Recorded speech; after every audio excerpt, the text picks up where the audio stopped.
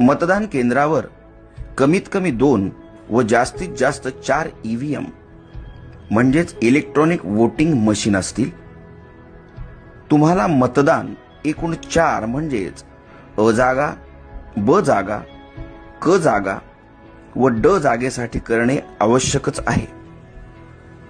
उमेदवारांच्या संख्येनुसार या 4ही जागांची आखणी ईव्हीएम मशीनवर होईल। कदाचित या 4ही जागा 2 ईव्हीएम मशीनवर आखल्या जाऊ शकतात।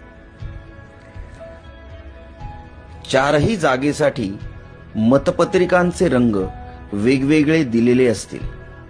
अ जागेसाठी पांढरा रंग, ब जागेसाठी फिका गुलाबी रंग, क जागेसाठी फिका पिवळा रंग व ड जागेसाठी फिका निळा रंग असेल। प्रत्येक मशीनवर उमेदवाराचे नाव व त्याचे निवडणूक चिन्ह असेल। अ जागेखालील योग्य उमेदवारासमोरील बटन दाबा, लाल लाईट लागेल। याचा अर्थ अ जागेसाठी मतदान प्रक्रिया पूर्ण झाली। ब जागेसाठी हीच पद्धत वापरा, क जागेसाठी हीच पद्धत वापरा, ड जागेसाठी हीच पद्धत वापरा।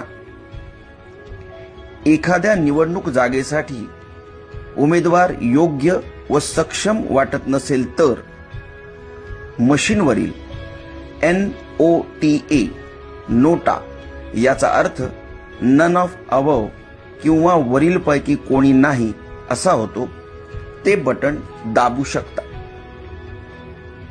पण जरा विचार करा, कारण तुम्ही भारत देशाचे सक्षम मतदार आहात आणि तुमचं एक मत देशाचं भविष्य बदलू शकतं। तेव्हा योग्य उमेदवार निवडायचा प्रयत्न करा। ड जागेसाठी मतदान केल्यावर बजर वाजेल, याचा अर्थ तुमची 4ही जागांसाठीची मतदान प्रक्रिया पूर्ण झाली। धन्यवाद। तुमचं मत हीच तुमची ताकद।